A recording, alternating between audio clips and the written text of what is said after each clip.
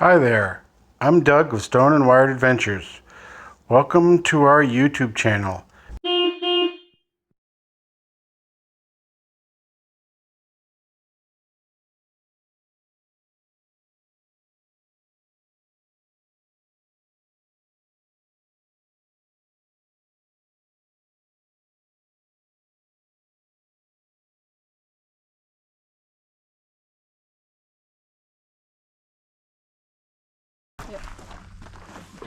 Okay, we got everybody here. Good.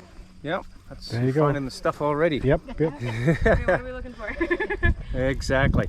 Alrighty. Well, let me give a little description about what we're seeing first of all here, and then we've got some examples we can go on right away. Wow. The crystallization. No, keep it.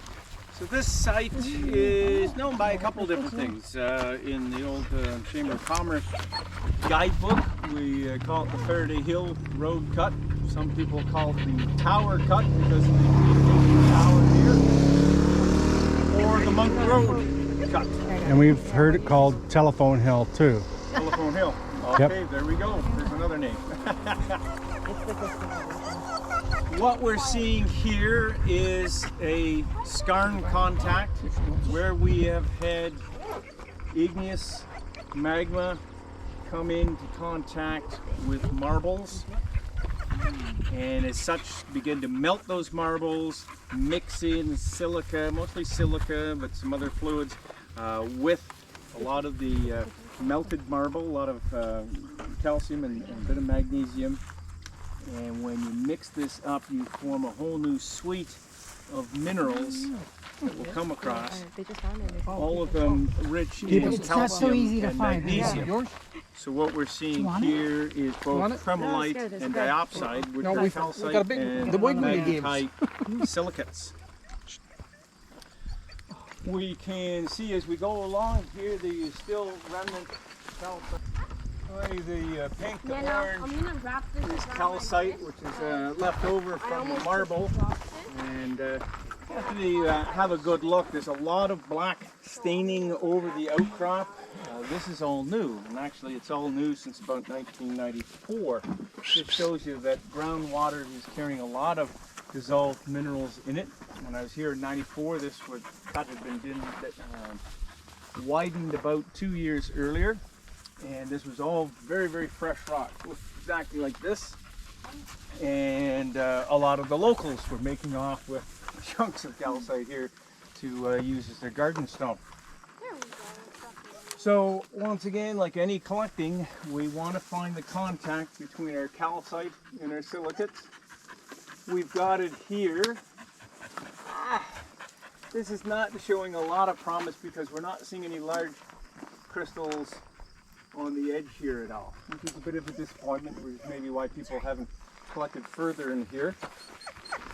After the road work was done, people started collecting into fractures, weathered out veins along the sides. Many years, it was a very, very productive site, but as time went on, you can only reach in so far, even with tools, and so the site slowed down a little bit because people just weren't finding too much to collect. So you have to say to yourself, okay, well, we've got these veins, these open fractures running in this direction. Let's just not think in 2 dimensions, let's think of 3 dimensions.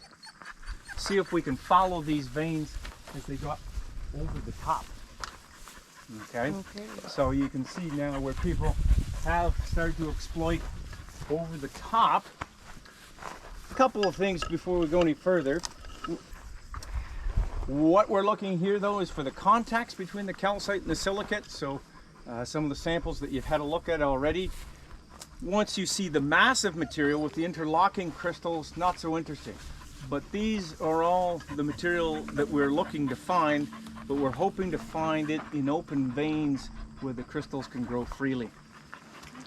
And that was where the calcite was forming patches or veins that run through this material. So naturally over time the calcite is dissolved out in certain areas, certain veins, and we can see the crystalline development here. Hopefully we're looking for bladed crystals of the amphibole tremolite or the more blocky square crystals of diopside, which is pyroxene. And if we're lucky too, we can also keep an eye out for blue apatite. Let's see if I have any on here. I don't know if Tiny one down here. Was there any on any of the other pieces that you had pulled out? I didn't see any. Okay. And it looks like Maybe in here, yeah. it's a nice luster of apatite. They're small.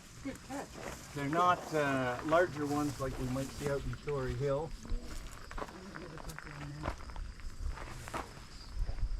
Here, I see a bit of hematite staining, and that's indicating that it's probably seeing some a little bit of uraninite.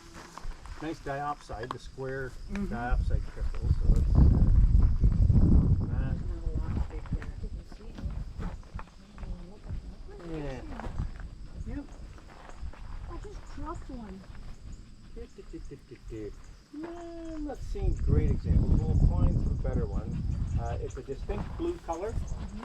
Are they quite small? Yes. Okay. They're the largest ones I saw from about 2 weeks ago was about so long. Okay. Most of the time they're running about 3 to 5 millimeters. Okay. Good to know. And very blobby, not really well formed in many cases. You can find molybdenite here, flakes of molybdenite. It looks like tinfoil Okay. in the rock. And you may come across uraninite, which are small. I've seen them up to 2 centimeters, but most of them run around 1 to 2 millimeters. Black cubes of uraninite, often with red hematite halos around the outside of them. Okay, so we don't need really a Geiger counter to test for them. I'll just go down here and point out some of the bladed crystals of tremolite, which we can see in the outcrop. When I was young, I would just hop up here on the greatest of ease. As I get older, I find I'm going to be a stiff old goat. But we can see better distinction of the individual blades of tremolite in some of this rock up here. So somebody's done a lot of digging up through this area here. Yeah, big blade, massively in the rock. So this knob is not too much of an interest besides a garden rock, but if we can find it coming out into the calcite and get chunks of that, we can dissolve the calcite and we're in the money. Alrighty. So we can see there's nice examples of calcite here and here. Where we were is a good spot too, up over the top. So I just ask you to be careful over the top that you're not too close to the edge. But the idea, I think your best bet is to try to dig down into some of these veins now.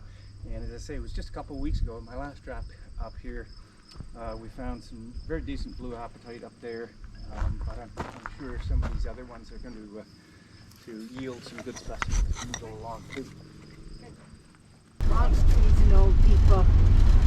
That's us, Stone and Wired Adventures.